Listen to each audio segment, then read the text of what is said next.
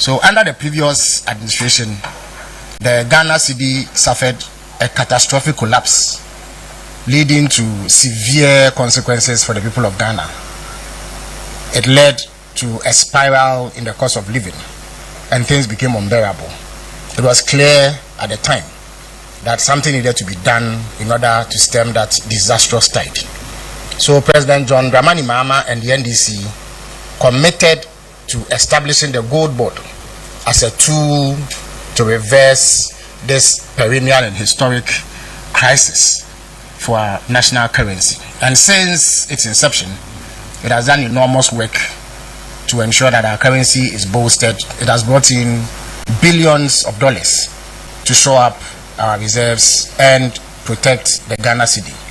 But in the last few weeks, the GoldBod has come under a war of attrition waged by the opposition led by its minority, and many untruths have been peddled, facts have been distorted, and generally there has been some overripe embellishment of what the true facts are.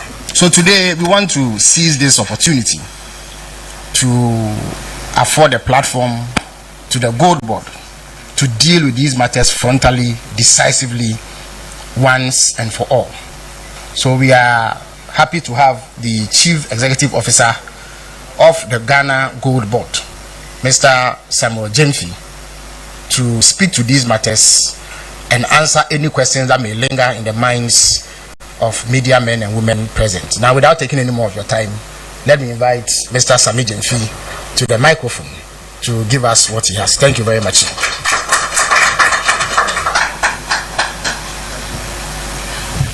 So it is my understanding that there are a few stations who need to tweak their systems in order to go live. So you have a minute to do that. Once we have indication, we will go live. Thank you very much. Okay.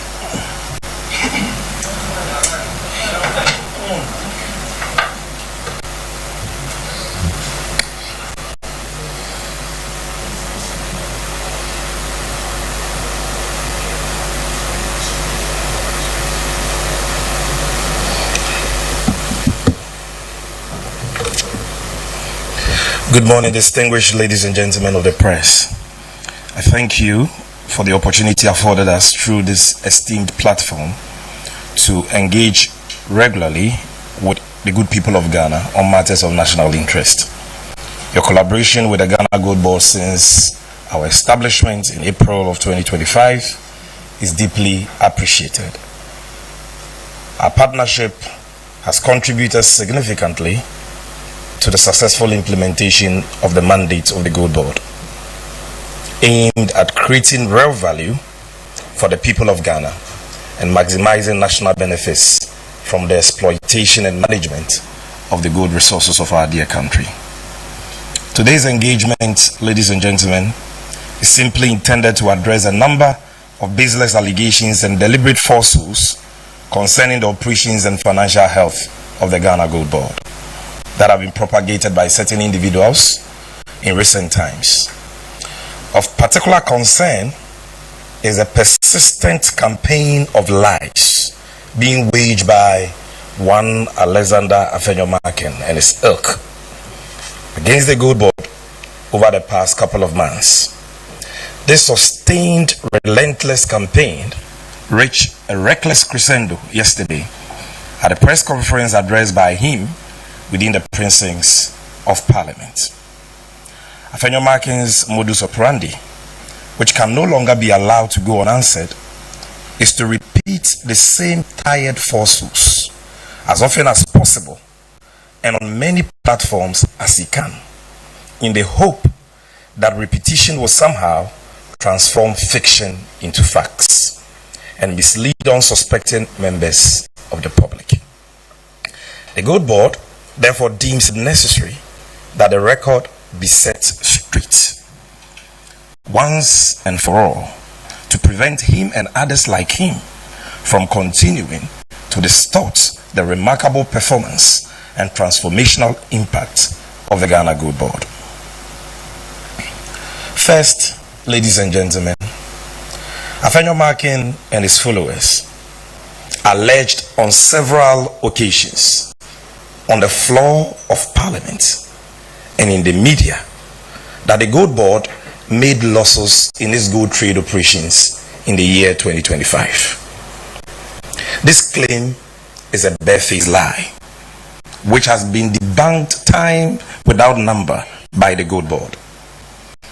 The audited annual reports and financial statements of the GoldBod for the year ended December 31st, 2025, prepared and published by the Auditor General of Ghana, discloses an operational surplus of 907 million Ghana cedis and an overall surplus of profit of 5.4 billion Ghana cedis. This is an incontrovertible fact. And today, to settle this matter once and for all, I brought to this auditorium a copy of the annual report and financial statements of the GoldBod, prepared and published by the Auditor General, not Sammy Gyamfi and the GoldBod. We don't audit ourselves. Now, if you check page 12 of this report, you will see that the GoldBod on its own, from its own operations, generated total revenue of close to 1 billion Ghana cedis and kept expenditure just around 109 million Ghana cedis. And so that is what we mean by operational profit or surplus of 907 million. It means that if you took all the revenue we generated as an organization and you deducted our expenditure from it, we had 907 million left. Now, because in the 2025 budget statement, government budgeted a revolving seed capital as its equity for the newly established GoldBod of 4.5 billion Ghana cedis, which monies hit our accounts on or about 30th of December 2025. Those funds had to be added to the revenue of the GoldBod because they were not encumbered, they were not depleted, they were not dissipated. And that is why the overall surplus is 5.4 billion. And this reporting was done by the Auditor General under what is known as IFSAS guidelines. And the chartered accountants and auditors understands this very well. So we brought 50 copies and we are going to distribute to you the audited financials of the GoldBod for 2025 as prepared and published by the Auditor General of Ghana, which puts to rest the false claim that the GoldBod has been making losses.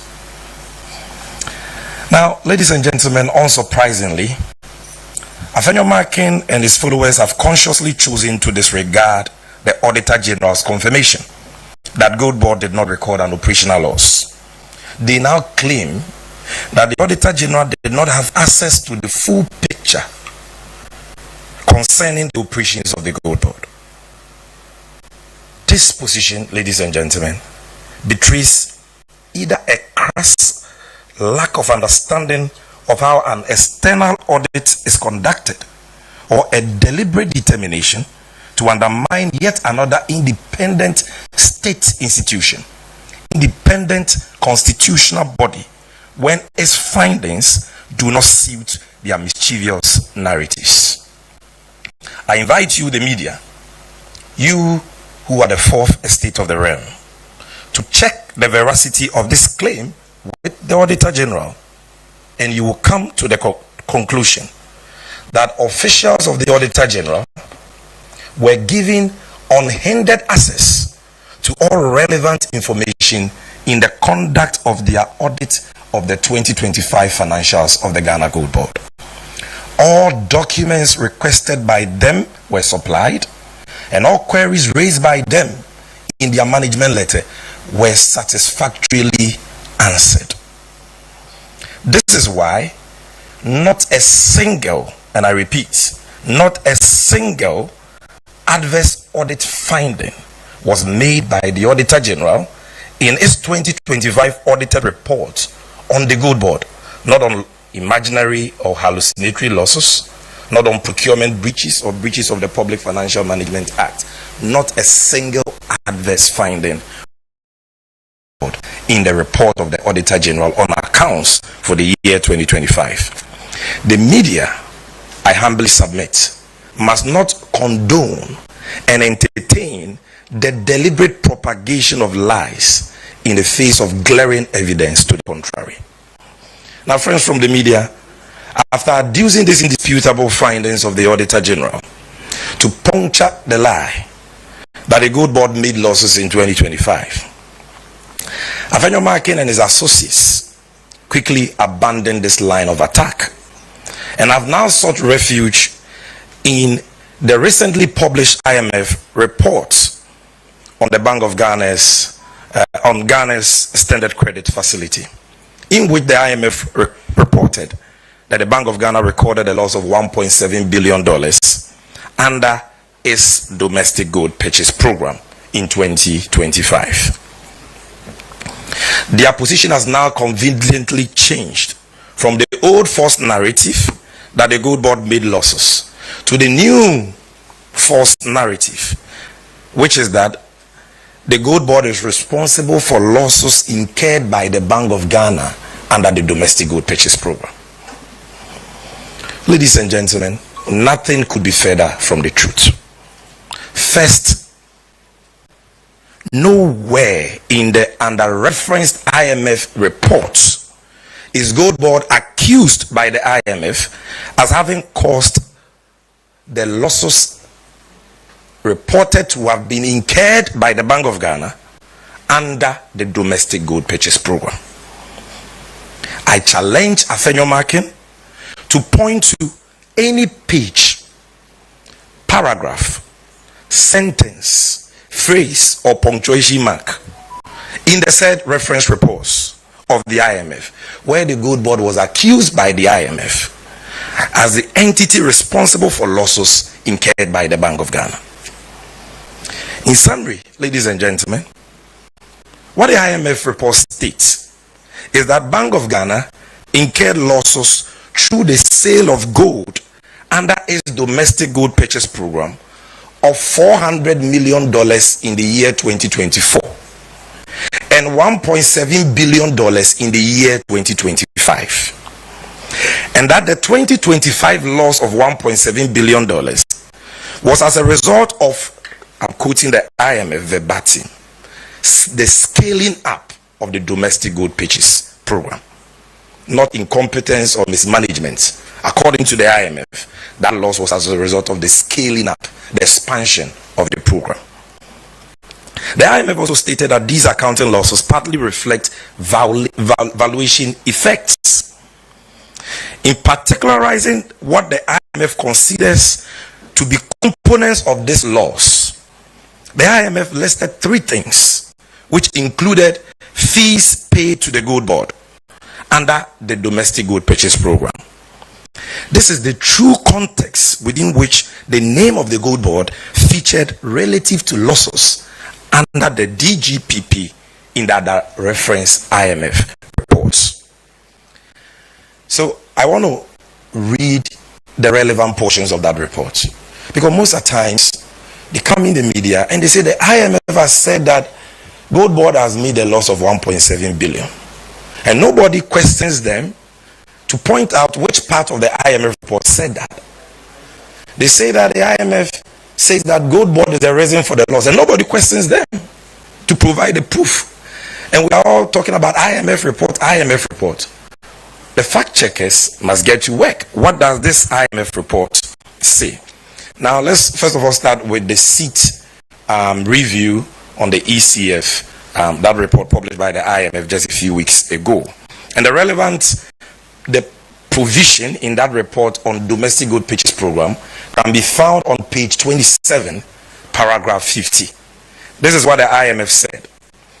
The domestic gold purchase program weighed on the financial sustainability of the BOG. The DGPP, which is the short form of domestic gold purchase program, on which the BOG relied to accumulate reserves to intermediate effects to the private sector, has generated losses of 22 billion, which is 1.5% of GDP in 2025. A government cost-sharing agreement at end 2025 involving the transfer of bonds the par value of 5 billion cedis in March 2026 resulted in the breach of the ceiling on BOG claims on the central government and public entities at the end of December 2025 and end March 2026. In July 2026, the BOG GoldBod and the government signed a memorandum of understanding formalizing the transfer of the domestic gold purchase program activities from the BOG to GoldBod and eliminating related BOG quasi-fiscal risk.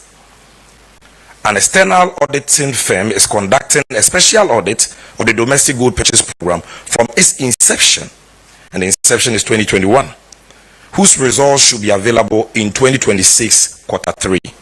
Domestic gold purchase program related losses coupled with high cost of open market operations and exchange rate valuation losses resulting from CD appreciation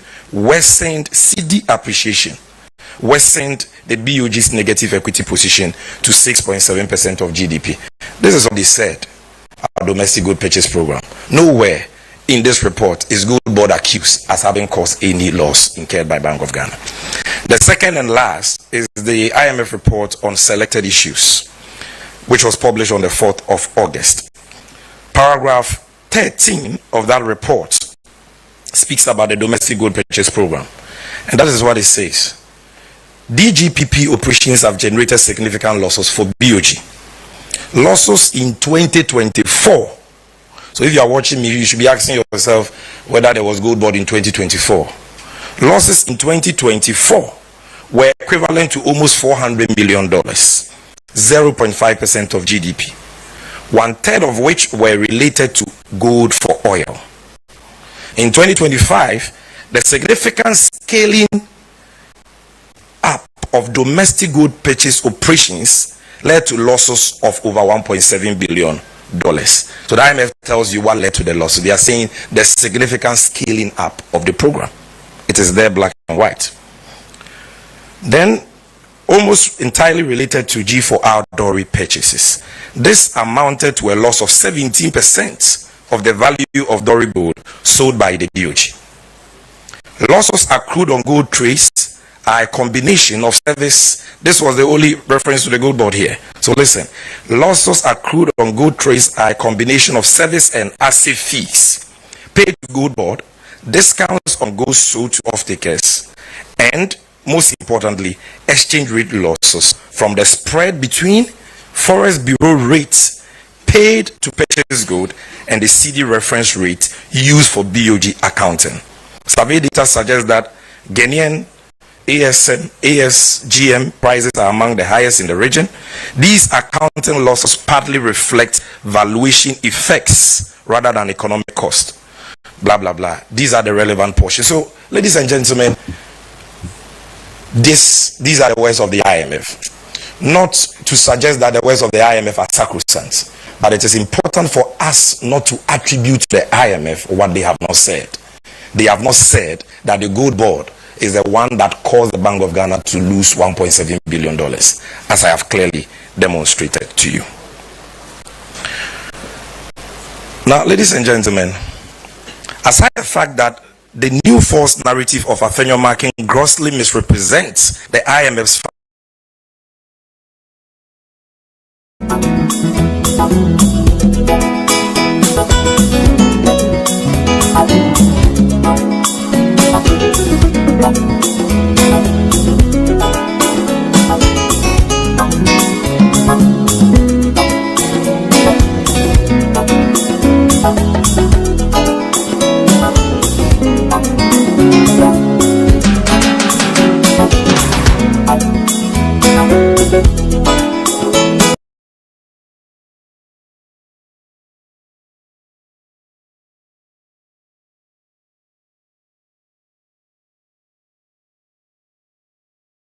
of Ghana under the domestic gold purchase program is bereft of fact and common sense. This fallacy is anchored on the claim that, number one, the Ghana GoldBod participated in the purchase and aggregation of Ghana under the domestic gold purchase program in 2025. Therefore, Ghana GoldBod is responsible for losses under the program. This is their logic. Now, ladies and gentlemen, the GoldBod's role under the domestic gold purchase program in 2025 was simply a continuation of the inherited role of the defunct PMMC under the gold purchase agreement with the Bank of Ghana signed in September 2023, under which the PMMC served as a gold buying agent for the BOD. And today I brought a copy of that gold purchase agreement that the PMMC signed with the Bank of Ghana in September 2023, when Sammy Gyamfi was National Communications Officer for the NDC in opposition. This buying agent role was limited to only the purchase of gold for the Bank of Ghana on agreed terms.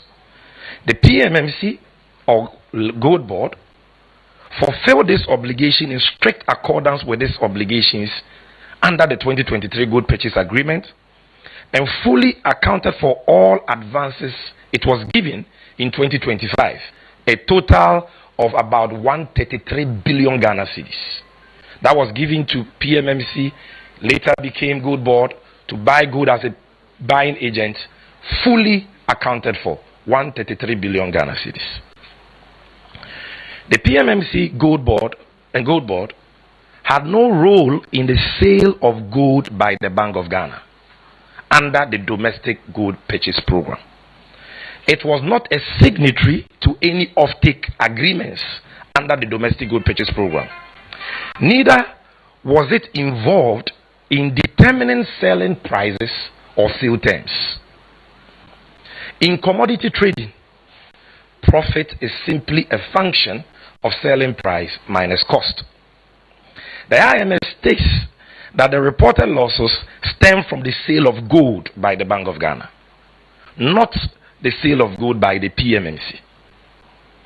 If the PMMC, which later became GoldBod, had no role in the sale of gold it purchased, then it cannot be said to be responsible for losses incurred through the sale of gold by the BOG, simply because it bought gold as a buying agent and was paid fees.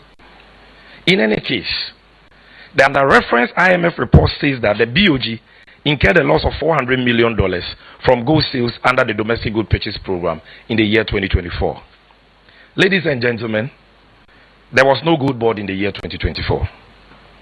Who then caused that loss? Can Afenyomakin answer this simple question? If we are to accept his argument that losses under domestic gold purchase program are attributable to buying agents, then is Afenyomakin saying that buying agents in 2024 caused the loss of $400 million? And those buying agents were the PMMC and a private company called Resafire. So why are they not blaming PMMC and Resafire for causing $400 million loss to the Bank of Ghana?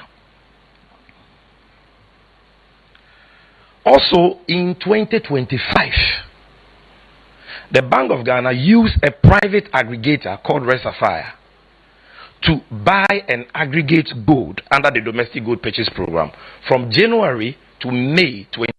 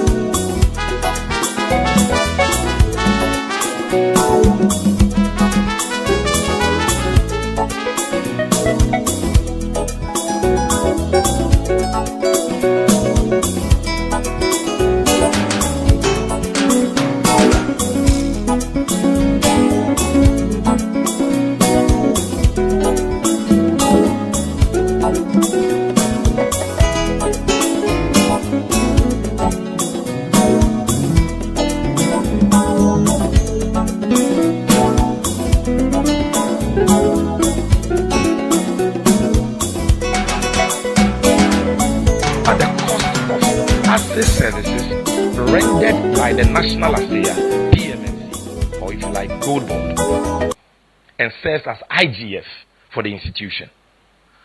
All gold exporters, and I repeat, all gold exporters between 2022 and 2025, whether private or public, and for the public institutions, Bank of Ghana, Minerals Income Investment Fund, who were also implementing a gold for forex program, all these people, private gold exporters, Indians, Chinese, Ghanaians, all of them, paid the same assay fee of 0.258% to the National Assayer because it was approved by Parliament under the Fees and Charges Act. And assaying gold is not free.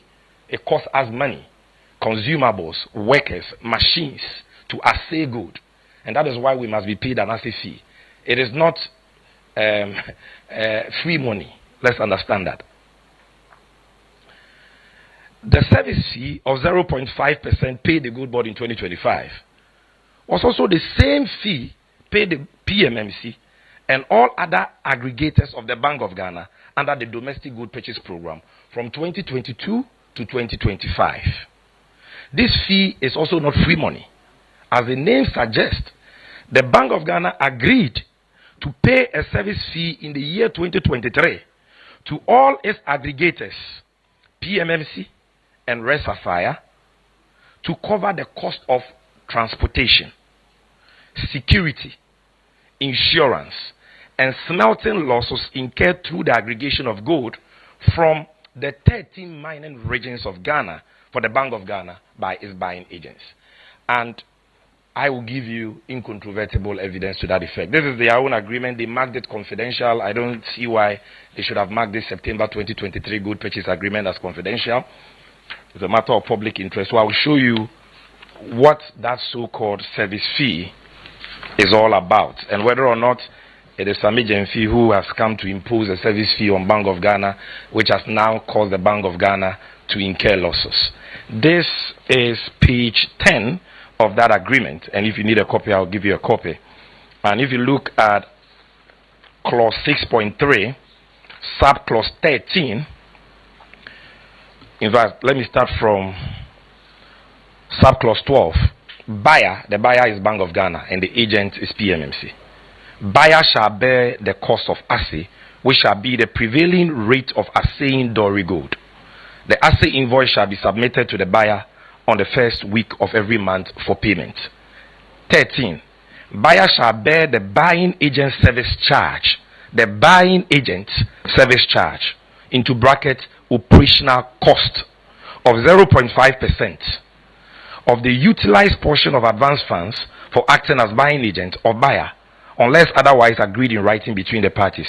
The service charge or fee shall cater for logistics and transport cost, insurance, security, smelting loss, and trade margins. The service charge or fee shall be reviewed annually by both parties as market conditions changes. This is in the 2023 gold purchase agreement. Now, ladies and gentlemen,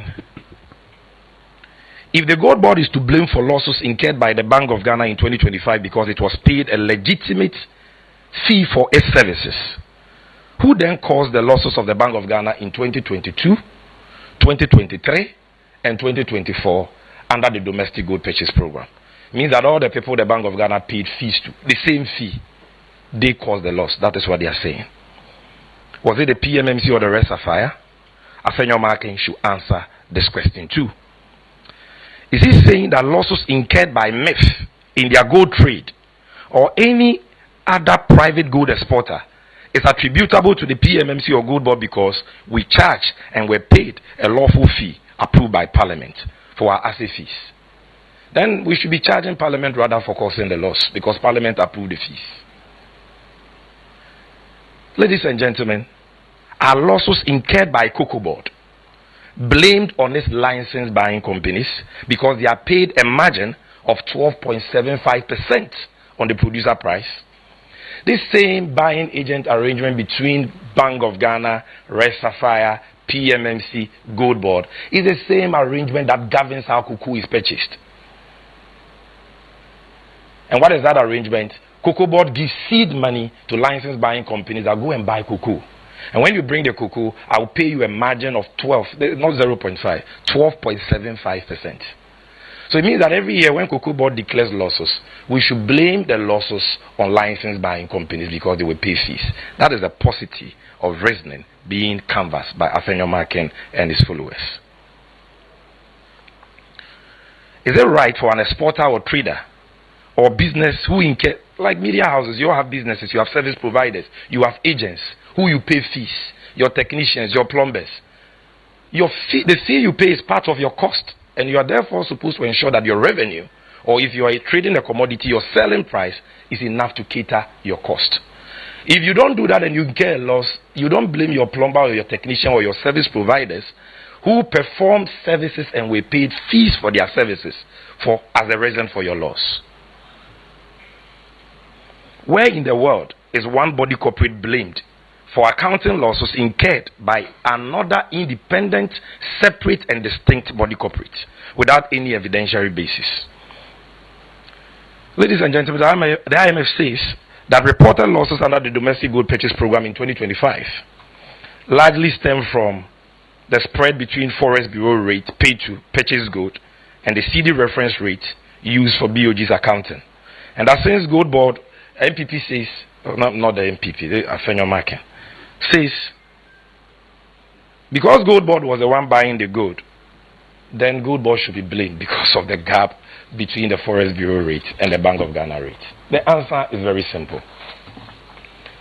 The September 2023 gold purchase agreement that I've shown you, which predates Sammy Gyamfi and the GoldBod in this conversation, provides for the price and exchange rate at which gold is to be bought by PMMC and, for that matter, every buying agent. These are express prescriptions of the principle captured in a signed contract that predates the GoldBod. A buying agent cannot vary agreed terms in a written contract without consequences. Afenyomarkin should tell Ghanaians at what price an exchange rate was gold bought by buying agents such as PMMC and Resafai. And I'm going to publish that tomorrow.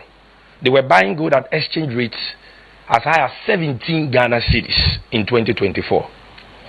So when you agents were buying gold at 17 Ghana cedis to the dollar, because you had so mismanaged the economy that at some point you needed 16, 17 cedis to get a dollar. And that is the exchange rate at which you were buying gold. You are saying that PMMC was causing losses for the Bank of Ghana. The Bank of Ghana designed under the domestic gold purchase program that because they were in crisis and they needed foreign exchange, they will buy gold at the exchange rate. That gold has been bought since we started mining gold over a century ago. This is not the creation of GoldBod, which was established in April 2025.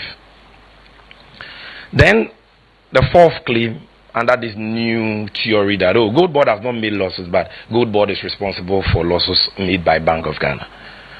They say that the reported domestic gold purchase program losses stems from GoldBod's trade model and that the program was implemented through the GoldBod in 2025. So GoldBod is responsible. Ladies and gentlemen, although the GoldBod was established in April 2025, it was not until March 2026 that it commenced the implementation of its trade model envisaged under the GoldBod Act. This is because the GoldBod received its revolving seed capital budgeted for it in the 2025 budget as late as 30th December 2025. Also, the GoldBod had to put in place the necessary institutional measures and systems before takeoff. The trade model implemented by the Bank of Ghana in the year 2025, which the IMF has reported on, was evidently the domestic gold purchase program model. When did the domestic gold purchase program become GoldBod's trade model? And how can the domestic gold purchase program that the MPP in the past have given the credit, to Bawumia for, be said to be arising, losses under that program be said to be arising from a GoldBod model, when the GoldBod model only started in March 2026 because of what I've already explained, our seed capital coming as late as 30th December 2025, and the need for us to put in place the necessary institutional, systems and framework before takeoff. Then they make another claim in their press statement that the reported domestic gold purchase program losses is partly caused by hidden offtake discounts determined by GoldBod. The answer is also very simple. As I've already explained, ladies and gentlemen, the PMMC or GoldBod was only a buying agent under the domestic gold purchase program. Its role ended at buying gold. It had no role in selling gold or signing offtake agreements. Therefore, it could not determine offtake discounts. It must, however, be noted that offtake discounts are a standard feature of gold doré trades. The BOG did extremely well in 2025 in reducing offtake discounts from as high as 2.2% in 2024 under the MPP to 1.2% in 2025. This fact can be verified by anyone from the BOG, and this discount, offtake discount, cannot by any stretch of imagination be the reason for reported losses, because discounts are a standard feature for particularly the sale of doré gold, raw gold, anywhere in the world. You sell gold, if you're selling gold in its raw form, and even in its refined form, there is a discount. And you don't see that losses are as a result of that, unless you can show that the discounts were unreasonably high and not in conformity with industry practice. Now, other false claims that I'll deal with quickly and then I'll conclude. The GoldBod, the Afenyomakin says that the GoldBod has sold gold and made losses, and that no one should sell gold and make losses. When the tone gold boka says those who recorded $400 million loss under domestic gold purchase program in 2024, according to the IMF they are quoting. And this is also coming from the same people under whose tenure another state institution, MEF, implemented the gold purchase program and recorded losses to the tune of over $90 million. Today, they want to give us lectures on gold trading. Ladies and gentlemen, I have news for them. We will not take moral lessons from the brothel. Then number two, they say, why has the Bank of Ghana pulled out of financing the GoldBod if GoldBod is not making losses? Number one, the Bank of Ghana has not pulled out from anything. The MPP government decided that it will run a program called Domestic Gold Purchase Program, which will be managed by the Bank of Ghana. And they designed that program in a certain way, which I will talk about it. President Mahama promised to reset Ghana, including the gold trade sector. And his reset is the GoldBod. The act has been passed and the GoldBod is ready for takeoff. And so this new GoldBod model, as envisioned under the GoldBod Act, is not anchored on Bank of Ghana financing GoldBod. The GoldBod has been given the powers under Section 18 of the GoldBod Act by Parliament to raise money for itself from the financial markets. And so if the GoldBod wants to assert that statutory mandate, and for that matter, the Bank of Ghana has to end what it was doing under the domestic gold purchase program, you don't look at that and say, oh, that means GoldBod was doing something wrong.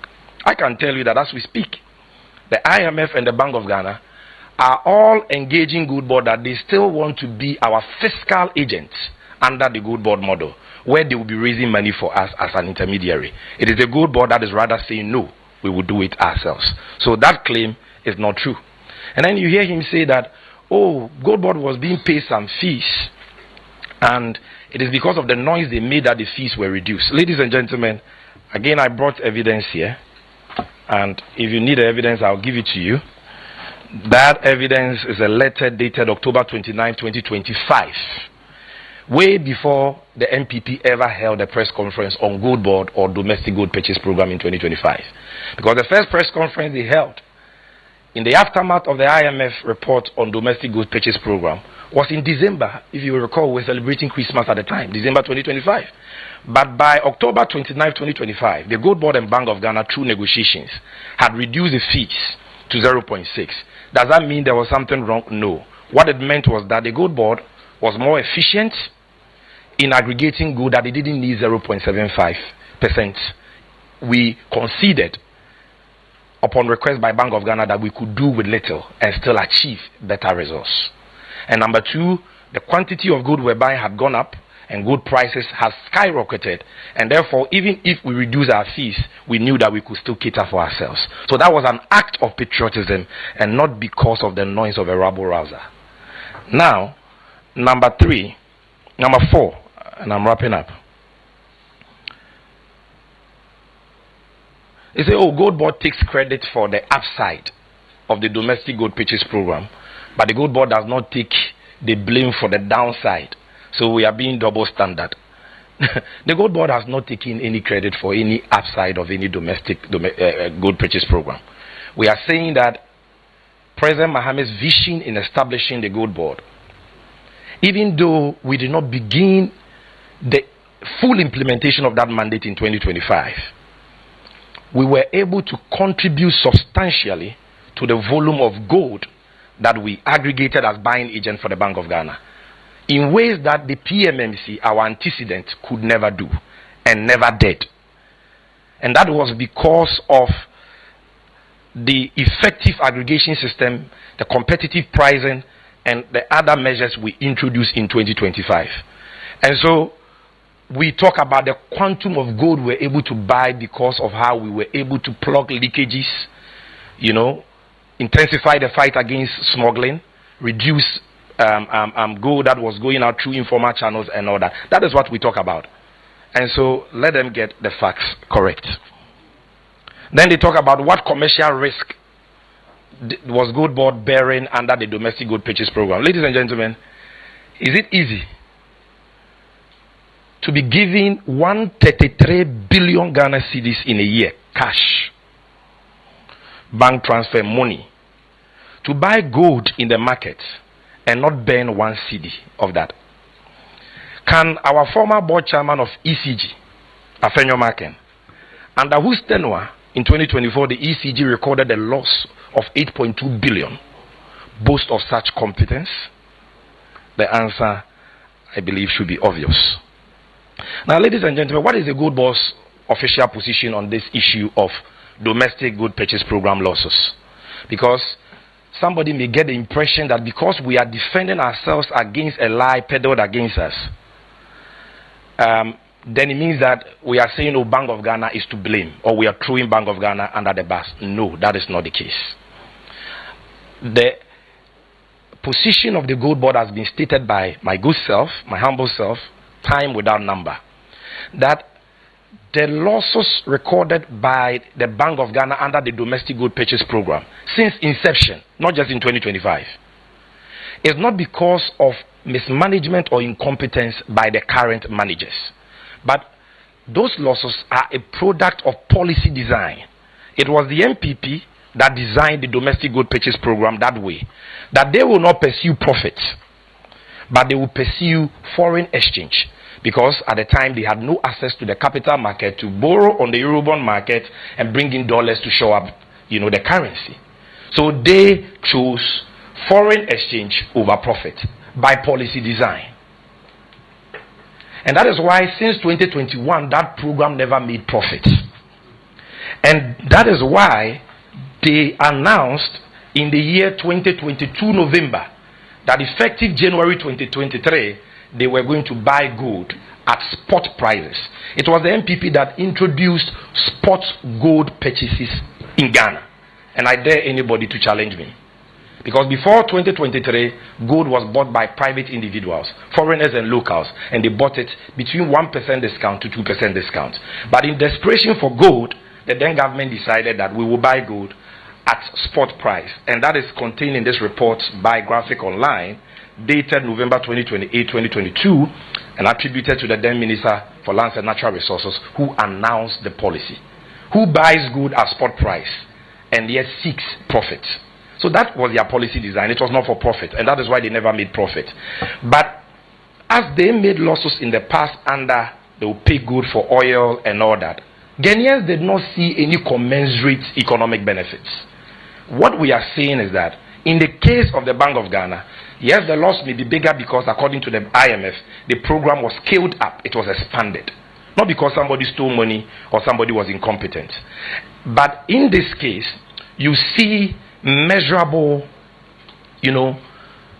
economic benefits, unprecedented currency appreciation of 41%, which led to inflation coming down for 12 consecutive months.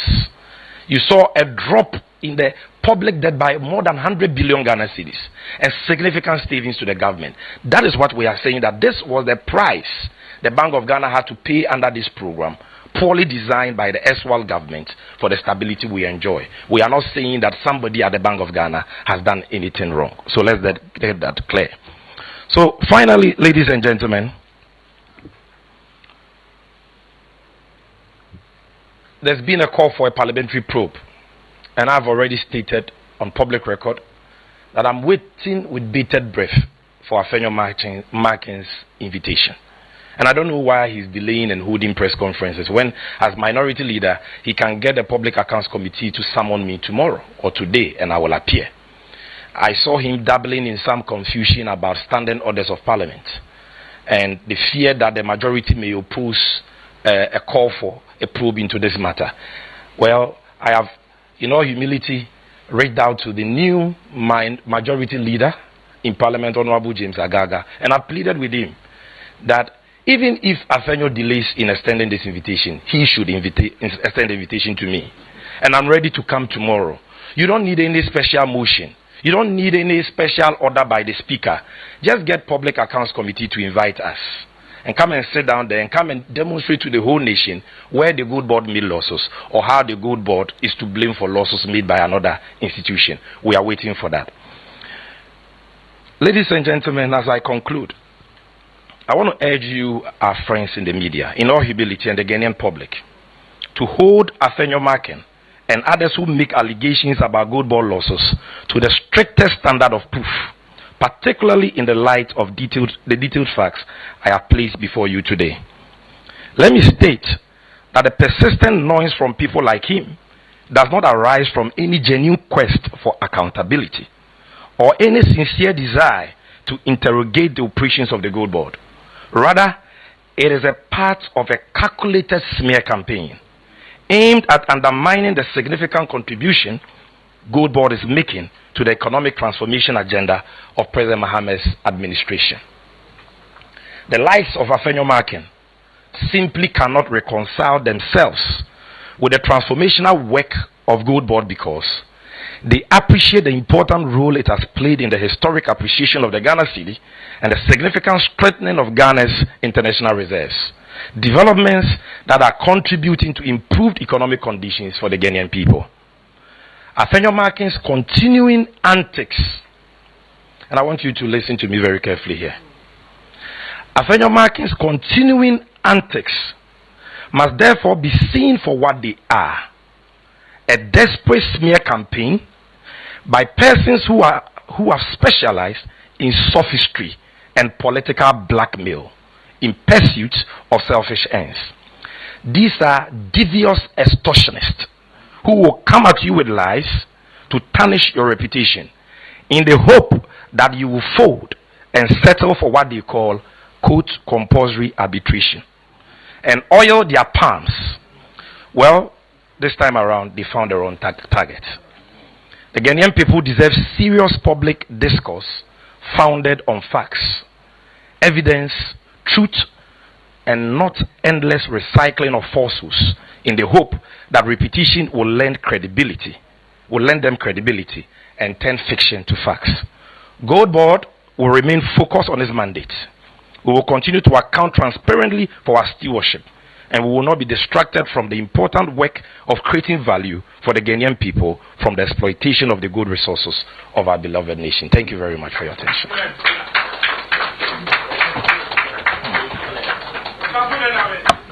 All right, thank you very much. Shall we have some silence, please? I need to remind you that this is a very formal function, so we normally do not entertain clapping or any form of noise from the audience, so please take note of it.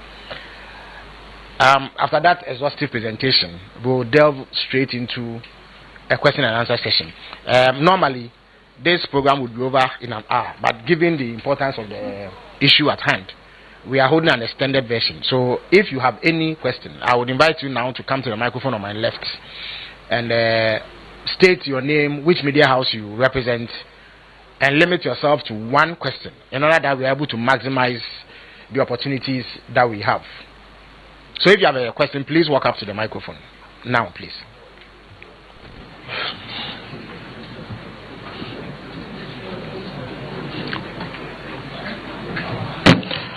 Good morning. My name is Shadrach Odame Ejare, Metro TV. My question is one key goal of the GoldBod, I stand to be corrected, is to stop gold smuggling and formalize small-scale mining. Now, what concrete measures has the GoldBod put in place at entry point, especially when we have identified some porous entry borders and buying centers to ensure small-scale miners get fair prices, and how many metric tons have they been able to stop from being smuggled out since they started their operations? And we know there have been some arrests. If we can get some update on that. Thank you very much, Odame. Please move to the microphone now if you have a question, so that we save time. Good afternoon, fellow Ghanaians, and to Mr. Sammy Gyamfi and GoldBod. No lengthy preambles. Go straight to one question. There is this story, I think about last 2 weeks or 3 weeks ago, in respect to an individual who purchased the gold, sold it to one aggregator, and another person came in saying that the gold was given to another person to sell to another person, which has created a whole lot of issues with the GoldBod. And this buyer or seller of gold or something, Raymond something. I want clarification on that and the next step into that. And respectfully, this is not a question. Now, makola for nene kantamanto mano, especially kumasi jumkedit yambano, omon tedi ni yeki king, yentreti mochi, na etena, and na fino markets or cabro for pano, and odichi tretchen semu, senya beya, clarity will be made. Yeah, thank you. Thank you very much.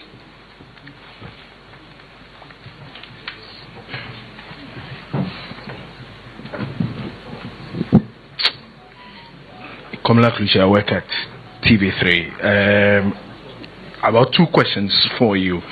How do we take advantage of the record gold prices to generate meaningful fiscal revenue from the small-scale mining sector to support the development needs of the country? Then 2, semantics about the losses does not dispel the fact that there are losses. Shouldn't that be the concern? How is the GoldBod working to ensure that the amount that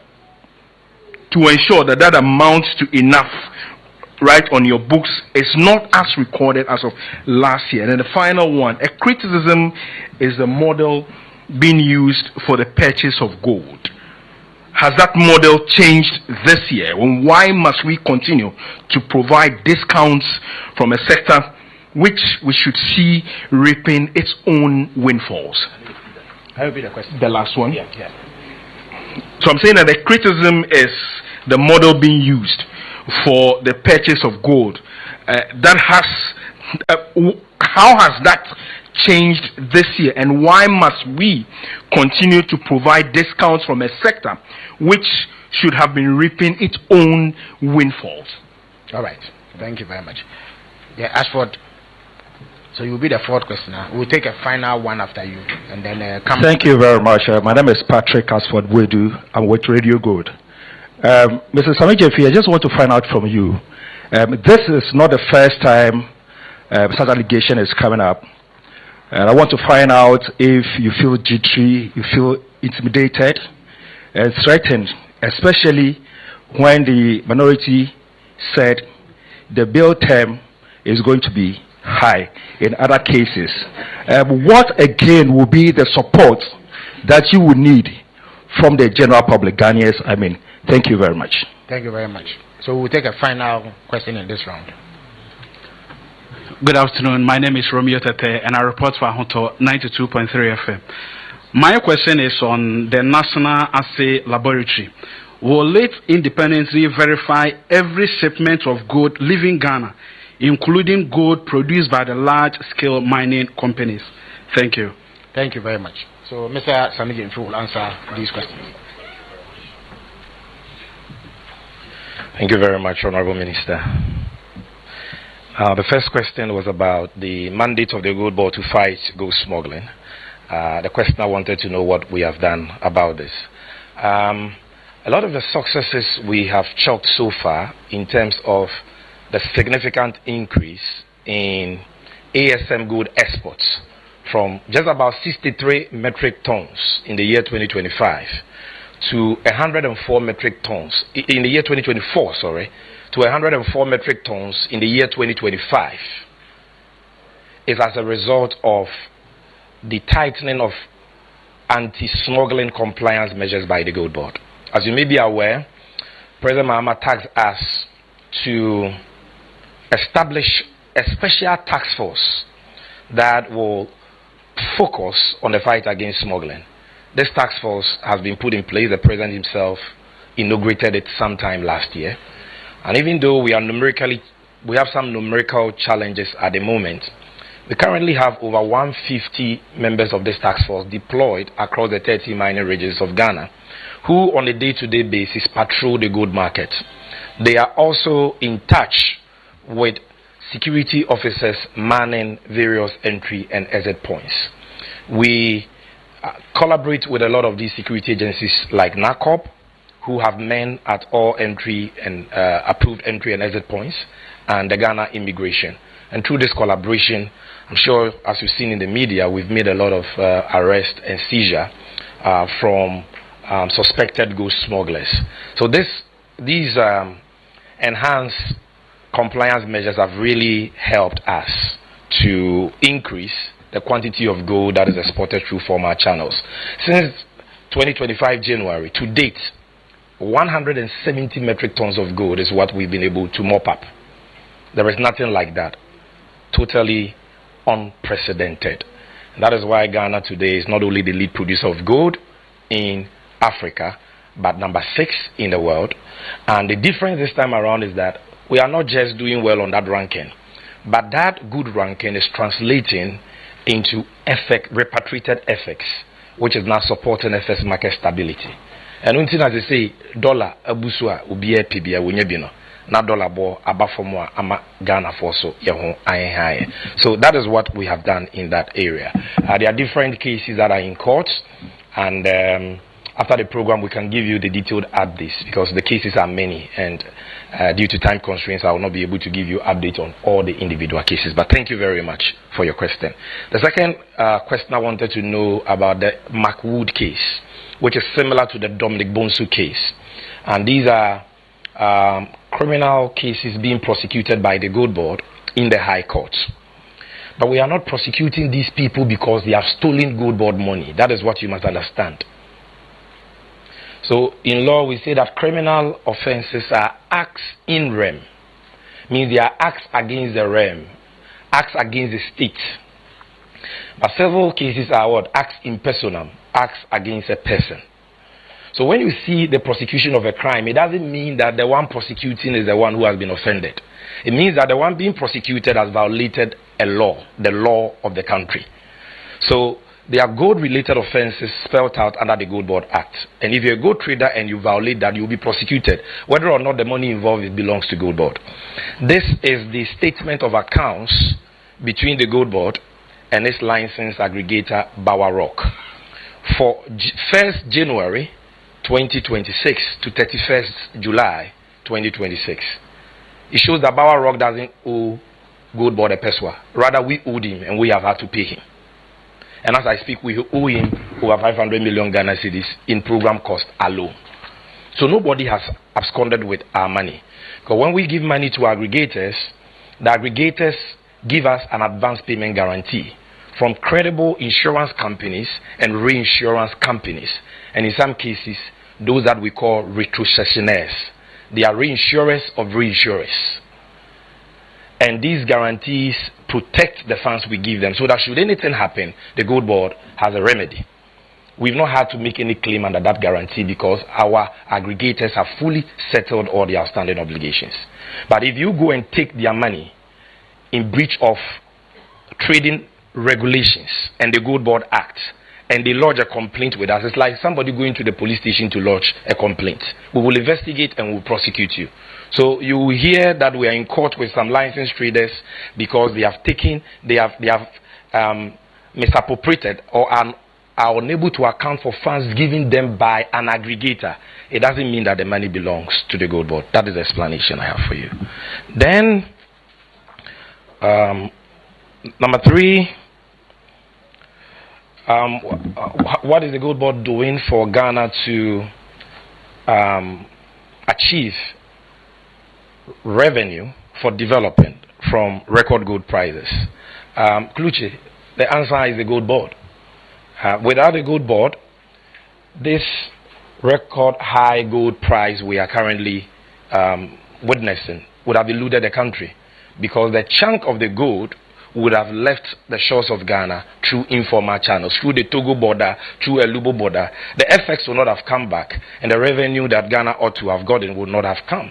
And that is why President Mahama established the GoldBod. You recall the gold mafia documentary of Al Jazeera, in which one foreigner called, is it Alistair Matthias, indicated that at the time in 2024, at the time before GoldBod, he could smuggle as much as $40 million of gold out of Ghana every month. And he claimed he was well, let me not talk about that. So, imagine now having an entity who has to buy all that gold, the sole buyer and the sole exporter. And all these people cannot do that. They all must come to the GoldBod. So don't be surprised when you see people attacking the GoldBod the way they do, because those people have not stopped fighting us. They are not happy with the status quo. So they will contract agents and induce them to fight this patriotic cause. But let us be very alert to some of these things so that we are not hoodwinked. Now, semantics. How is the GoldBod working to prevent loss? Yes, nobody is saying that there's not been a loss. But be factual about it. You can't say that Cuckoo Board has incurred a loss and that loss should be blamed on TV3. And if TV3 issues a statement to say that we didn't make the loss, it is Cuckoo Board loss, then you say it is semantic. That is not semantics. Because a lot of public institutions and public officers in this country have been denigrated, their reputation damaged on the altar of lies. And because they did not rebut those lies in good time. And that is why we have decided not to wait for these repeated, tired, false narratives to become truth in the minds of the unsuspecting public. And we have to set the record straight. So it's very important that it's not semantics. And number 2, you say that what are we doing? The solution is a GoldBod model. You see, Bank of Ghana is a central bank. They were not established to trade gold. It is not their core function. They don't have a gold trading department like the GoldBod established by Mahama has. And that is why the nation builder in his vision saw the need to entrust this gold purchase arrangement to a specialized agency with specialized powers, specialized functions and resources, which will be called the GoldBod. So since March, we've been trading gold in the proper sense of gold trading. We don't only buy physical gold, we trade derivatives. And we trade gold 24/7. And so far, we've not made any losses. In trading, you can make profit, you can make losses. You just ensure that at the end of the financial year, the overall profit is more than your losses. But we have not even made any losses yet. If we had, we will concede, and we will not allow anybody to foist on us losses that we have not made. And so, you ask how different is our trade model from the domestic gold purchase program. Number 1, unlike domestic purchase program where gold was bought based on live prices, which doesn't allow the buyer to plan and to know at any given time gold that is bought and the accurate cost price for the gold. The GoldBod has a new pricing mechanism. We use LBMA AM, LBMA PM, 2 pricing windows. That brings predictability and certainty. It allows us to know real-time gold that is bought for us and the accurate cost price so that you cannot increase the cost price. And the GoldBod is also allowed under the GANRAP to hedge. Bank of Ghana was not hedging gold. We engage in hedging. We engage in derivative trading on gold futures. You understand? So there are many things that we do. For example, in how Bank of Ghana sold gold. Bank of Ghana will get agents to buy gold for it, including PMMC GoldBod, within T+4. Once the gold got to Accra, it had to be exported. Whether or not the price had dropped or the exchange rate had appreciated. They will export because their focus for that program was bring the FX in because the nation was in crisis. But under the GoldBod, we don't do that. We can give you gold, and for 1 year, we will not fix the price. Our offtake agreements, you can come and see, provides for that. We can give you gold, take 85% of the prevailing value, and defer price fixing for up to a year, which we can even renew. We can sell gold to you even before we deliver the gold to you. We call it sales in advance of shipment. And we can sell gold upon shipment. All these mechanisms were not present in the XWAL domestic gold purchase program.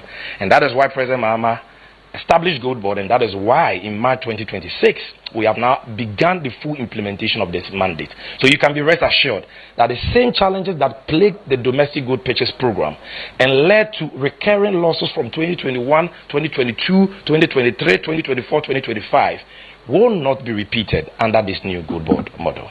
Then I believe the final one is whether I'm jittery. Well, I believe you should know me better. My good brother Felix says something. He says politics is a contact sport. So when you are involved in politics, you are involved in boxing. You should be ready for tackles. You should be ready for punches. And some of us are vaccinated against political mischief. We've taken the vaccine, so we are not worried at all. But what I want to say is this. If the one under whose tenure has board chairman as ECG, you know, where ECG recorded a loss of 8.2 billion, is not facing any onerous bail terms. And how can Sammy Gyamfi, under whose tenure the GoldBod has exported 170 tons of gold through former channels and brought into this country over 17 billion United States dollars in 1.5 years, face onerous bail terms? Under your tenure, not a gram of gold produced in Ghana was refined in Ghana. Today, over 9 metric tons just this year of gold we have bought refined in Ghana. We are changing the value addition story. So you see, such statements are reckless. They are what I call the fanciful efficiencies of, you know, of a palm wine bar. You take it as comic relief. And it is very sad. You see, when we say this, he says we are not insulting him. This is somebody occupying a seat once occupied by the Venerable G.H. Mensah, the Venerable Papa Uzu Ankoma, or Seiche Mensah Bonsu.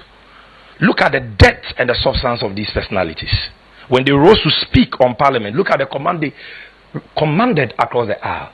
And look at how this seat has now been so bastardized and depraved by a noisemaker who cannot even read and research and get his facts right. So I will go to prison in his brain, and I will have onerous bill terms in his brain. I'm not afraid of any intimidating tactics, because we are serving Ghana in good conscience, and our resource and posterity will speak for us. Thank you very much. Let me caution once again against applause. Can I have your attention, please? Can I have your attention, please? This is very much a formal program, so no noise or applause are permitted. If you are satisfied by the responses, do not show any emotion, lest they be picked up by the camera and distort the hearing of listeners and viewers. So please bear that in mind. Yes, Echo, the floor is yours now. Thank you very much. My name is Echo Moses. I correspond for Bloomberg. Honorable, if I heard you right, the so-called losses are not attributable to GoldBod, but the inference attributable to Bank of Ghana. And with the knowledge of this trading thing, would you call those things losses per se, or what really would you call them? And then my second thing, would you think that will ease in the event now that the central bank has stopped seed financing? Would that losses be affected in any way, shape or form? My second issue has to be the setup of GoldBod. She said that by the setup you're supposed to raise your own money to run your own business. In comparison with CocoaBoard, they buy but sell the cocoa themselves. Does it mean that GoldBod is also then selling the gold itself? If it's not, is the Bank of Ghana the one selling? Therefore, then the excess losses and what have you comes in. A bit more clarity there will help us. Thank you. Thank you very much. So we'll take 4 more questions in this session as well. Yes. Good morning.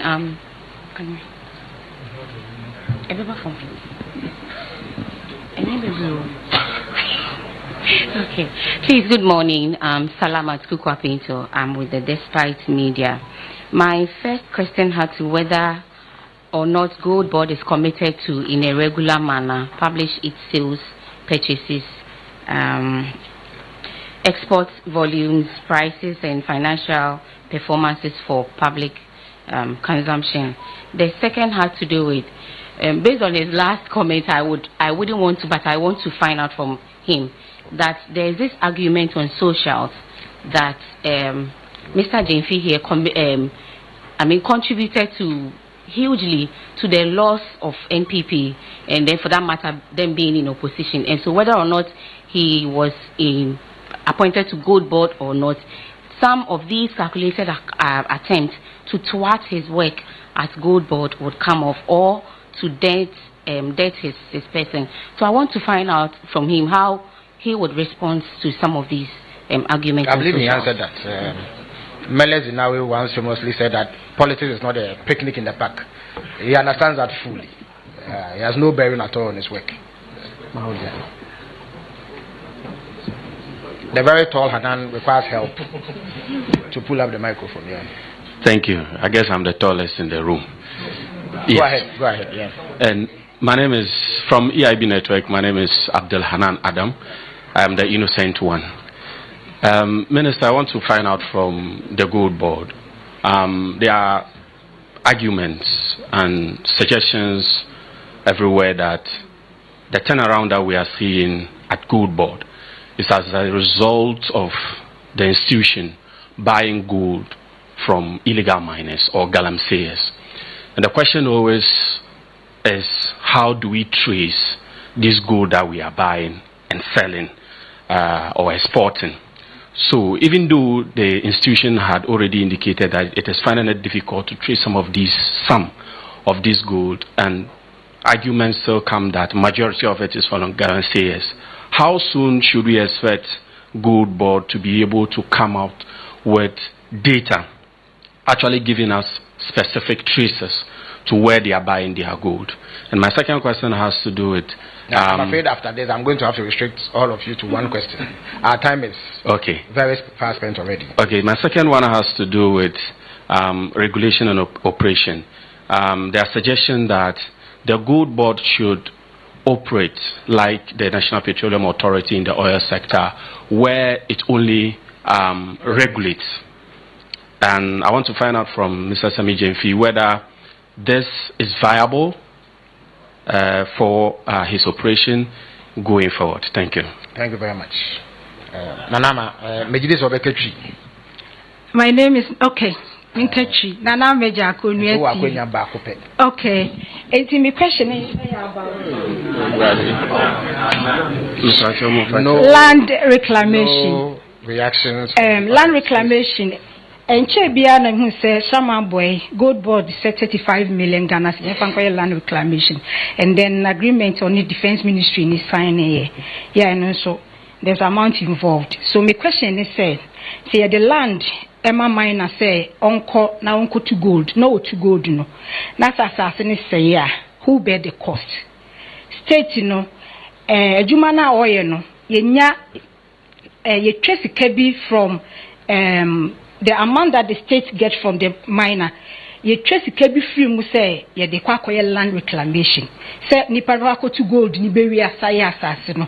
Now, if the state in the bear cost, say GoldBod, say 35 million Ghana cities, Yanfankoya land reclamation. To be same, we say, a miner no, and also to ya can say state in the also bear cost because of say miner no, 8 year revenue be devastating. The question, I don't know. What's your boss over country as Wakabo for cinema?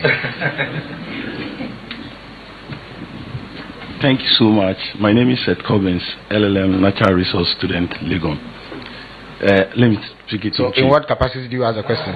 This is it's a natural resources oriented. It's a briefing for media persons.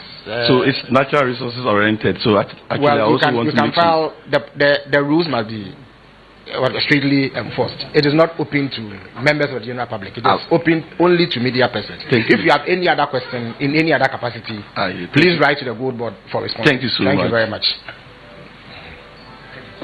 So please take a cue, those of you who have lined up. If you are not a media person accredited, I will not be able to take your question. Yeah. All right, so my name is Eko JB.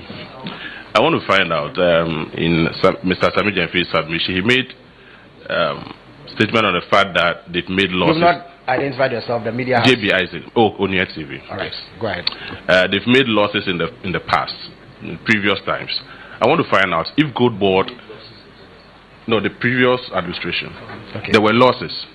So I want to find out if the state or GoldBod is interested in those losses, and what are some of the interests they will develop in that particular losses. I thought that you represent a tree station, so your question. And I when they.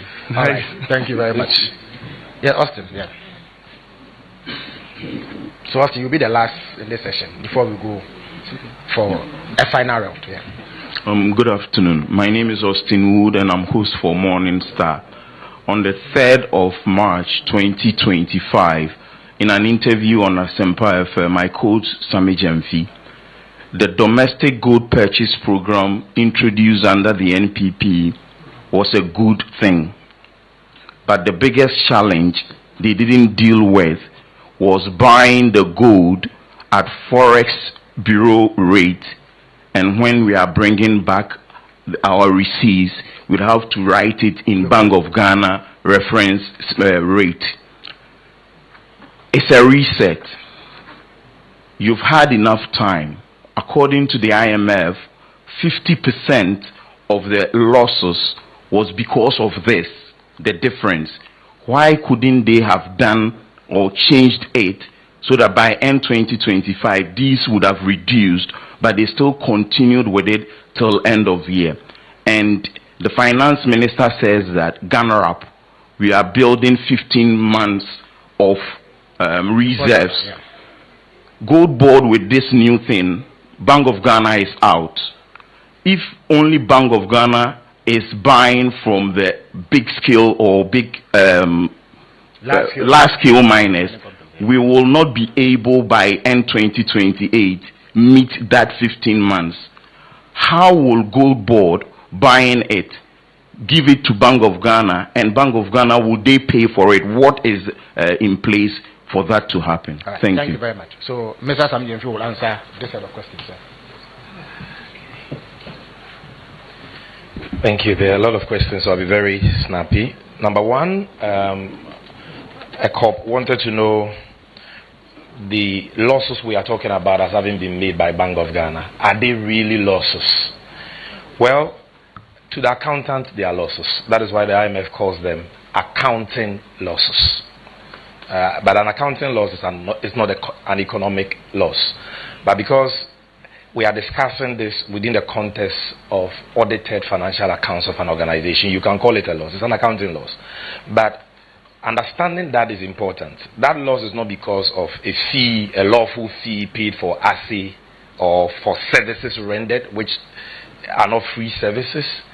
Neither is it because of a 1.2% discount offered the eventual buyer, the off-taker. Those are not the reasons. That is where we think the IMF got it, mischaracterized the issues. Those are what you call baseline program cost. Okay. But when you're talking about the accounting loss, I would say it's not even 50%. Over 80% of it is the difference between the Forex Bureau rate at which gold is bought and the fact that in Bank of Ghana's books, the dollar proceeds will be converted at Bank of Ghana rate. So today, let's say Forex Bureau rate. And Forex Bureau rate is not a paro rate. It's not a black market rate. It's a lawful rate because they are regulated by BOG. Let's say today, hypothetically speaking, because I've not checked, you need, say, 12.5 cedis to get $1 in a Forex Bureau. Under the domestic gold purchase program, agents of the Bank of Ghana were to buy it at this, we call it market rate or retail rate. Bank of Ghana is the one that says the agent should buy it at that rate. It is not the agent who decides the rate at which it will buy gold for a principal. You understand? But if the gold is sold and the dollar proceeds hit Bank of Ghana's account, the accountant at Bank of Ghana, in converting dollars into cedis, because the account must be in cedis, will not multiply it by 12.5, which is Forex Bureau rate. You will multiply it by Bank of Ghana rate, which would be around 11.1. So that book loss, you can call it that, accounts for 80 to 90% of what we are talking about. And we have explained this. The bank itself has explained this. Okay? If GoldBod was the one implementing this program, we would not have accepted this on our books, because we would have insisted for Parliament to pass the right laws that will allow the right treatment to be given that conversion. But because Bank of Ghana is a central bank, and all central banks are bound to operate with their own rates, their hands are tied. So that is the dilemma, or that is a difficult situation the bank found itself. And they knew this right from the inception of the program in 2021. This is not a new phenomenon. This is not something coming up today. Like I told you, in 2024, they were buying gold at as much as 17 cedis to the dollar. You understand? Even in 2025, the rate came down because the CD appreciated. So the dollar came down. So things were better. Imagine we're buying gold at 17 cedis to the dollar. At the quantity we bought and at those prices, you could have imagined what the figures would have been. So that is what it is. It is not an economic loss. It's an accounting loss. The IMF itself calls it valuation effects. And if you want to know the meaning of valuation effects, just Google it. I Googled it now. AI tells me. So valuation effects refers to changes in the value of existing international assets and liabilities caused by shifts in exchange rates and asset prices. So you bought something at one exchange rate, the exchange rate you use to convert is different.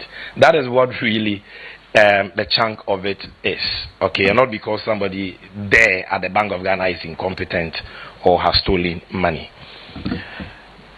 However, and Austin, I'll tie your question to it. So your question is, why didn't we stop? Why can't we stop this? Why are we continuing with it? The answer is simple. We have stopped it. No, the GoldBod was established in April 2025. So once you pass an act to establish a company, then the company will have departments, it will have task force, it will have market controls, and immediately begin to implement its mandate. Is that what you're suggesting? I'm not sure that is what you're suggesting.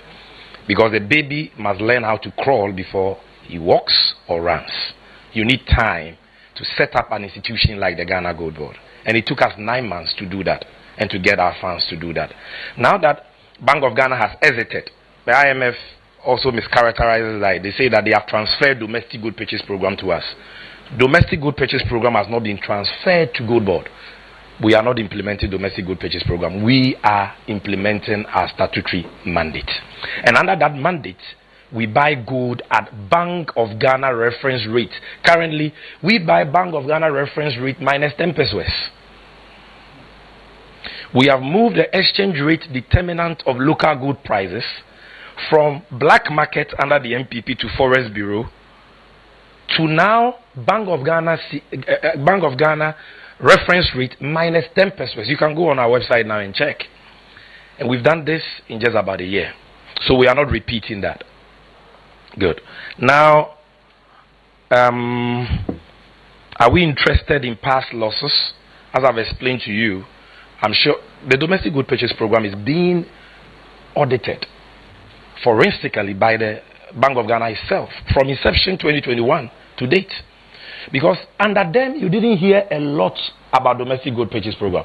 Who here remembers under the MPP in 2024, 2023, whether you heard any publications about losses under good for reserves and good for oil?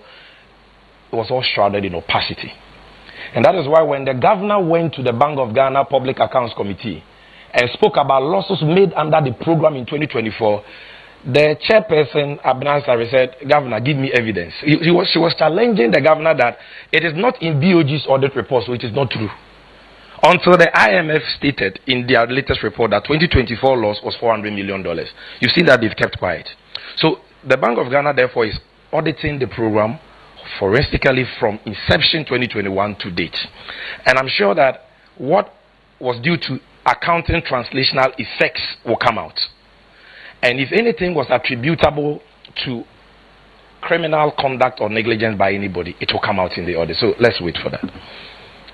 Then, is GoldBod selling its good itself? That is what we mean when we say that effective March 2026, the Gold Board is now implementing a statutory mandate. What that means is that, unlike in 2025, where we were merely a buying agent, just like Resafai, a private company, giving money to buy gold on agreed terms. Now, we are not Bank of Ghana's buying agents. We raise money. The money can come through BOG or commercial banks directly or from our off-takers. And we buy gold, and the gold is ours. We sell the gold ourselves under off-take agreements signed by us. And the dollars come into our bank accounts as GoldBod. And then we sell the dollars to the Bank of Ghana and commercial banks. So that is what we have been doing since March, April 2026. That's the difference. Good. Now, Salah, like Felix said, I answered your question. But let me just add this. He said people say that because of the role I played in opposition and all that. I'm not the only person who played a role in bringing the NDC to power. And I am not those who think that because of the role I played in opposition, I should be insulated or immune to criticism. Public officers must uphold the principles of probity and accountability. That is the underlying principle of the 1992 Constitution and a very key tenet of value of the National Democratic Congress that I belong to. So we embrace and welcome constructive criticism. When Kojo Opon Kroma, for example, criticizes GoldBod, I may disagree with him and say that he's not being factual. But it's not personal because he's making an intellectual argument. Okay, if somebody like Abner Sarion say criticizes GoldBod, you can see that poor woman, he doesn't have the information. It's not personal. It's not personal. She doesn't have the information. You understand? If Anta criticizes GoldBod, all of them have criticized us in the past. We've not done a press conference. It is their entitlement. They are entitled to the opinion because they don't make it personal. You've not heard any of them talking about, hey, any bail conditions, you understand? But when you hear that guy speaks, you know that there is a problem. This is personal. So we are not saying that we are above criticism. No, we accept and embrace criticism because it is at the heart of public service. Land reclamation. This is one of the issues that His Excellency the President is very, very passionate about. It is true that when a concession is allotted to a miner, be it a small-scale miner or a large-scale miner, there are requirements under the mining regulations of Ghana for them to undertake reclamation of. They must cover pits, they must plant trees, and in some cases, they are even asked to post environmental bonds by the EPA. And therefore, the responsibility for reclamation lies at the doorstep of that licensed miner. But look, we've been mining gold for over 126 years. And we all know that the enforcement of this reclamation requirement has been a challenge. And yet, GoldBod, that is barely 2 years old, must confront these age-long problems, these decade-long problems. But we are not going to make excuses. We are not going to say that these problems predate us, so we are going to fold our arms and just lament. So President Mahama is saying that even though GoldBod, you didn't cause the damage, because I have now set you up, and you are now operating effectively, and you're supposed to make profits from the gold you're buying and selling. When you make the profits, there is something called corporate social responsibility. Go to the areas that the lands have been devastated without reclamation, and use part of your profit to reclaim those areas. That is why we went to Samre Boy, Tano Nimeri Forest. And currently we are reclaiming 50 hectares. We have engaged the Engineers Regiment of the Ghana Armed Forces and the Forestry Commission. We are paying them over 35 million Ghana cedis for that as part of phase 1. And next year, President Mahama says we should cover at least 150 hectares of degraded forest reserves. And we are going to do that next year. So it is not our obligation, it's the obligation of the miners, but you cannot say that because that has not been done over the years, nothing should be done. And that is why GoldBod is a very important intervention that we must all support. Because if you didn't have a gold board, who will be reclaiming Apaprama and Tanon? Who will be doing that? The private people will not do it. And we have to always rely on donor funds for these reclamation projects. Now, traceability, an issue that keeps coming up, Galamsey gold. So, since Ghana started producing gold, that gold has always had a market. That gold has always been bought. And it was being bought by private individuals, and we're all in this country. And nobody said anything. And private individuals who were foreigners and Ghanaians bought this gold and exported it. Until the MPP government in 2021 decided to now go into gold purchasing. And when they went into gold purchasing through the Bank of Ghana and aggregators of the Bank of Ghana like PMMC, and that gold for oil, gold for reserves, they were buying gold. Nobody even spoke about who they were buying the gold from. It was never an issue. Then GoldBod comes in 2025, and all of a sudden somebody says that, oh, the reason why Galamsey is going on is because of GoldBod. Did Galamsey start in 2025 or 2026? No. Gold will always and has always had a market. Okay? Now, GoldBod has a buying system for buying gold. And that buying system is that we go through private licensed entities to buy the gold from miners. Now, we have told these people in their terms and conditions that buy gold from licensed miners. How do you check if that is being done? The only way you can check is through the use of technology. That is what we call traceability. And this technology has been non-existent in Ghana for decades. But I'm happy to tell you that under the direction of His Excellency President Mahama, we are now involved in a national competitive tendering process, which will be concluded this year, and will allow us to acquire a modern traceability system, which will help us to trace every ounce of gold we purchase as GoldBod to their mines of origin. So once that system now is rolled out, then we will be able to know the sources of the gold. And then Parliament can pass a law as to what should happen to Galamsey gold. Whether that gold should be rejected and we should allow the people to smuggle it, or we should confiscate it, or we should buy it at a punitive discount. We'll go to Parliament for Parliament to pass that law. But for now, if Sammy Gyamfi sits in Accra, CEO of GoldBod, and his aggregator brings him 20 bars of gold, 5 kilograms each. If you hold a 5 kilogram bar of gold, can you with your naked eye tell where that gold, the components of that 5 kg bar, and which parts of the country or which mine it came from, for you to say I will reject or accept? No. And that is why we need technology. Nobody has done it. Those who did good for oil, good for reserve didn't do it. Our President Mohammed's GoldBod will do it this year. Thank you very much. Now, the final one is on GANRAP. Austin, GANRAP aims at accumulating foreign reserves of 15 months of import cover. The finance minister calls it building shock absorbers for the economy. So that in the day of exogenous shocks like COVID-19, Russia, Ukraine, we will not be lamenting and making excuses. So we are preparing for what the Bible calls the evil day. So that is what we are doing. But we are not doing that only from large-scale gold purchases. When we talk about reserves of 15 months of import cover, we are not talking about gold reserves. We are talking about foreign reserves. And that reserves is either in gold or in United States dollars. So what the GoldBod is doing helps us to increase the reserves in US dollars. Because the dollars we bring, part is sold to commercial banks so that BDCs and all importers and businesses who need dollars can get that. The remainder is added to the reserve to shore it up. You understand?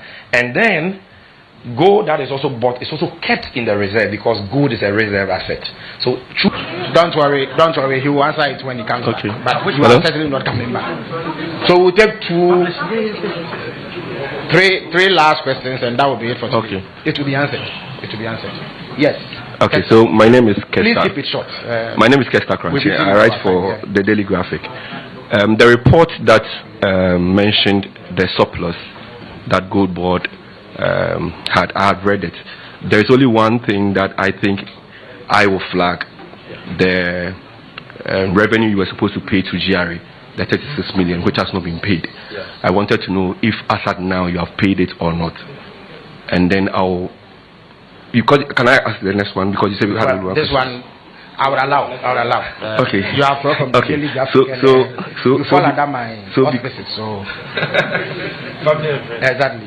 So, Mr. Gyamfi, because that is flagged, and I wanted to know if you have paid for it in the future. Are you going to keep on withholding such monies from us? Because if you read the report, it said that it denied government money to execute its projects. And if you are making surplus and you are denying us money, I don't think that is fair. I'm sure the GRA will be extremely pleased with your intervention. Yeah, Akosia, the floor is yours. Akosia, report for City FM, Channel 1 Television. So, now that the Bank of Ghana financing has ended and you're forced to depend on commercial banks and off-takers, you see, I want to find out from you what if these off-takers and commercial banks see some risks in there. It could be for various reasons, maybe operational risk, liquidity risk, and they decide to pull out. What alternative does the GoldBod have?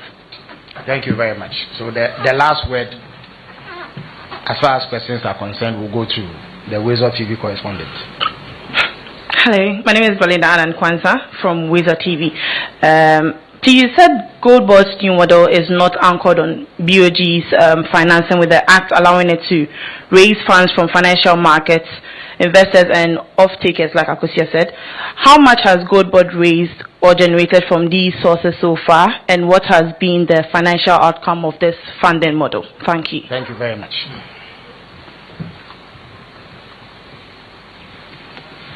Okay, so let me start with the last question. In terms of funds that we have raised, between March and May this year, under our model to raise advances from off-takers, we were able to raise close to 839 million United States dollars on our own from off-takers to buy gold. And all that dollars was sold to the Bank of Ghana. 839 million United States dollars that we sourced from our off-takers into our bank accounts at Bank of Ghana, which we offloaded, the FX we offloaded to the Bank of Ghana at the Bank of Ghana reference rate under a forex sale agreement between Bank of Ghana and GoldBod. So that is with off-take advances. Then you have our program to raise money directly from the commercial banks. Because this whole talk about Bank of Ghana financing GoldBod, you need to understand it. It doesn't mean that Bank of Ghana goes and take its own money and give it to GoldBod to buy gold. You see, there is something called intermediation.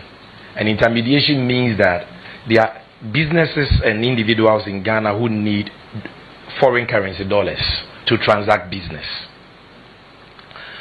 And economic activity is not able to generate the supply of that dollars in the banking system to meet that demand. So the Bank of Ghana comes up with a beautiful program, intermediation, and says, commercial banks, if your customers need the dollars, take all their cedis and bring it to me, the central bank, as an intermediary. That is why it is called intermediation. As an intermediary, through an auction. And tell me that you want $50 million from your customers. Then Bank B will say, I want $100 million. Bank C will say, I want $10 million.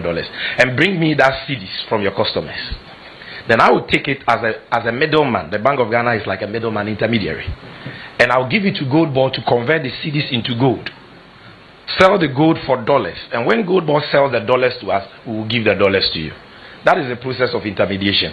And that is what people think, that when we say BOG financing GoldBod, is that so good, but BOG is giving free money. No, it is a partnership.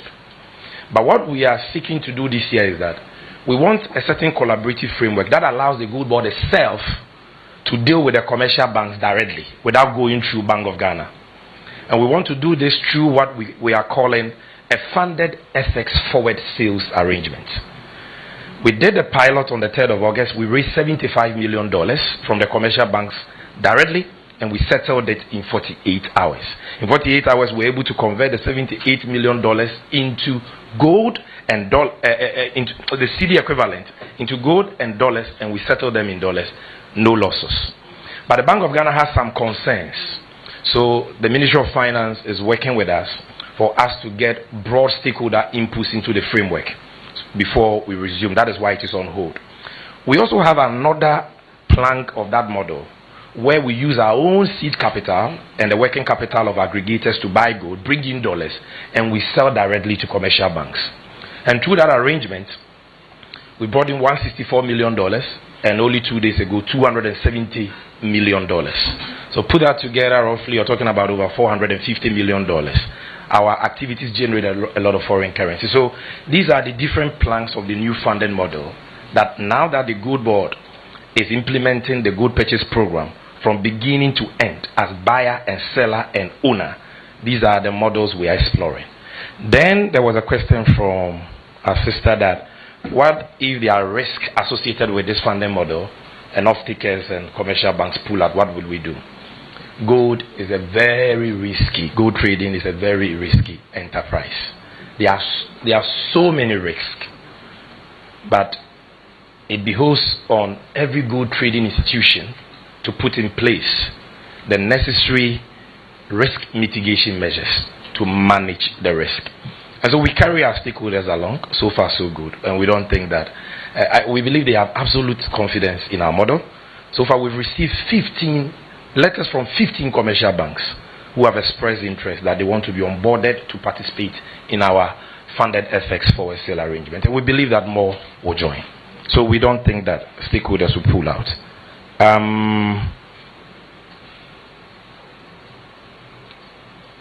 Tax revenue. Please, let me state for the record before somebody reports that. Yes, governance is a continuum, so it's about GoldBod, we understand. But let's put the issues in their right perspective. That tax obligation had to do with PMMC's tax obligation in 2023 and 2024. Now, because of the transition, a certain audit had to be done, a certain tax audit had to be done for GoldBod to ascertain whether there were any outstanding tax obligations owed by the defunct PMMC to GRA. So that is why at the time, when the auditor came, they saw an outstanding of 36. We even thought that the figure could be different. So what we have done, in accordance with the recommendations of the Auditor General, is to write to GRA, asking them to come for a tax audit, so that we ascertain the accurate outstanding tax liability of PMMC, and then as the successor of the PMMC, pay that to the GRA. But as for GoldBod, GoldBod has no outstanding tax obligations to the GRA as at 2025, and 2026 we are up to date. We had a few days ago a few challenges with the system that is used to pay these things, and we've written to them on that. So thank you very much for that question. I believe, Honorable Minister, that I have done. Then, Salamatu, let me answer your question. Are we ready to publish data on our gold purchases, our gold sales, export volumes? The answer is yes. And in fact, we do publish this data on our website from time to time. We do publish that because the GoldBod Act is very stringent on transparency. We are required on a quarterly basis to publish our audited financials and management accounts and so on, trade volumes and all that. And so we do. I will check if we are not up to date, and I will, if that is the case, I will instruct the Corporate Directorate accordingly for them to be up to date with those publications. And this year, 2026, at the end of the year, we will give the nation a holistic report on our activities. You will know the gold we bought. You will know its value in cedis, its value in dollars, the inflows that came into the economy in dollars. You will know the cost that the taxpayer through the Ministry of Finance bore for those purchases. You will know the cost that before GoldBod took over the trade, Bank of Ghana bore, we will tell you. And then we will tell you our P&L, whether we made profit or loss. And then we'll tell you the benefits that our operations generated for the country. So this year we are going to be very holistic in how we report on our activities by the end of year. And so, Honorable Minister, with your permission, I will just conclude by saying that we thank you, our friends in the media, for the continuous interest you've taken in the activities of the GoldBod and the collaboration you have always provided us. We consider you as very useful stakeholders in the important job we have been given under the Ghana GoldBod Act. And we will continue to ask for your support. We'll continue to ask for the support of the good people of Ghana. We have been given a task to rewrite Ghana's narrative about how our people have been hewers of wood and drawers of water, despite the rich mineral wealth we've been endowed with as a country. We want to move this country from extraction to real value creation, and into a mining economy where Ghanaians benefit from the good resources that God has blessed us with, because those resources are managed in ways that translate into tangible economic benefits that we can all see and measure. A lot is happening, and I hope to come back here, subject to the invitation of the Honorable Minister, for us to have a broader conversation about some of the milestones we are chalking in this endeavor and what the next chapter portends for the GoldBod. May God bless our homeland, Ghana. Thank you. Thank you very much, Mr. Sammy Gyamfi, for that exhaustive presentation, which should put paid to any falsehood or disinformation that may be spread about the activities of the GoldBod. And we are more than happy to host you anytime you are ready to shed further light on your activities. So until we come your way next week, thank you all for coming. Thank you.